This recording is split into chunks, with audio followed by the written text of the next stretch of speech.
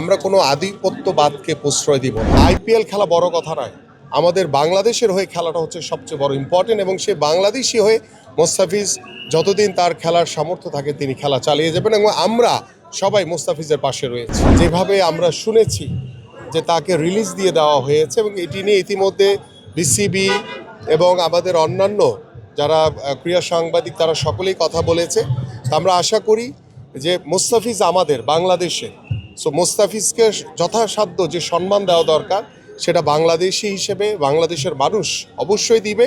আমি আশা করি যে আইপিএল খেলা বড় কথা নয়, আমাদের বাংলাদেশের হয়ে খেলাটা হচ্ছে সবচেয়ে বড় ইম্পর্টেন্ট, এবং সে বাংলাদেশি হয়ে মোস্তাফিজ যতদিন তার খেলার সামর্থ্য থাকে তিনি খেলা চালিয়ে যাবেন, এবং আমরা সবাই মোস্তাফিজের পাশে রয়েছি। আমি ইতিমধ্যে মোস্তাফিজের হয়ে বা আমাদের দলের হয়ে বা আপনাদের হয়ে আমরা যেটি চাই, যেটি ইতিমধ্যে বলা হয়েছে যে আমরা কোনো আধিপত্যবাদকে প্রশ্রয় দিব না, আমরা কোনো ষড়যন্ত্রকারীদেরকে প্রশ্রয় দিব না।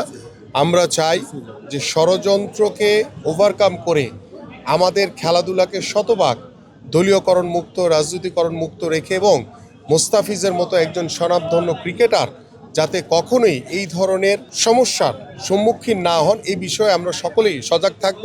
এবং আমি ইতিমধ্যে আহ্বান করেছি আমাদের বাংলাদেশ সরকারের যারা দায়িত্বপ্রাপ্ত রয়েছেন এবং আমাদের বিজ্ঞ ক্রীড়া উপদেষ্টা রয়েছেন, তিনি বিষয়টি তদন্ত করে দ্রুত সময়ের ভিতরে জাতির সামনে উপস্থাপন করবেন যে কারা ধর্মকে ব্যবহার করে এই ধরনের ষড়যন্ত্রের মাধ্যমে মোস্তাফিজের মতো একজন আন্তর্জাতিক মানের খেলোয়াড়কে কলকাতা থেকে রিলিজ দেওয়া হয়েছে, কেন তিনি আইপিএল খেলতে পারবেন না এই বিষয়টি, যেহেতু তিনি বিগত সময় খেলেছেন, আজকে কেন হঠাৎ করে এই সমস্যা তৈরি হল এবং এটার পিছনে কারা রয়েছে সেটা অবশ্যই আমাদের বের করা উচিত। এটি টোটালি মিথ্যে একটি কথা, এবং যারা এটা করেছেন তারা মিথ্যাচার করেছেন, এবং তারা নিজেদের স্বার্থ বা যারা এখনও আগামীর সুষ্ঠু নির্বাচনকে ব্যাহত করার জন্য ষড়যন্ত্র করে যাচ্ছেন, নির্বাচনকে বানচাল করার যে ষড়যন্ত্রে যারা লিপ্ত রয়েছেন, এটি তাদেরই একটি কাজ। এবং আমি বিশ্বাস করি যে বাংলাদেশ একটি অসাম্প্রদায়িক বাংলাদেশ, এবং বাংলাদেশ একটি সম্প্রীতির বাংলাদেশ।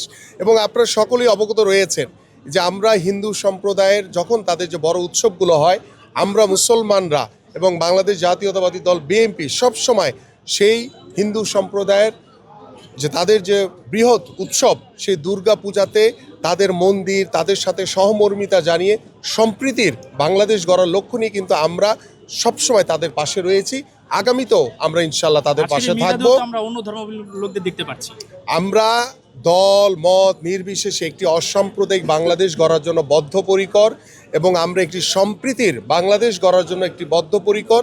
কারণ বিগত স্বৈরাচার সরকার তারা ধর্মকে ব্যবহার করেছে, তারা হিন্দু সম্প্রদায়ের ভাইদেরকে বোনদেরকে ব্যবহার করে তারা তাদের নিজস্ব রাজনৈতিক ফায়দা হাসিল করার চেষ্টা করেছিল।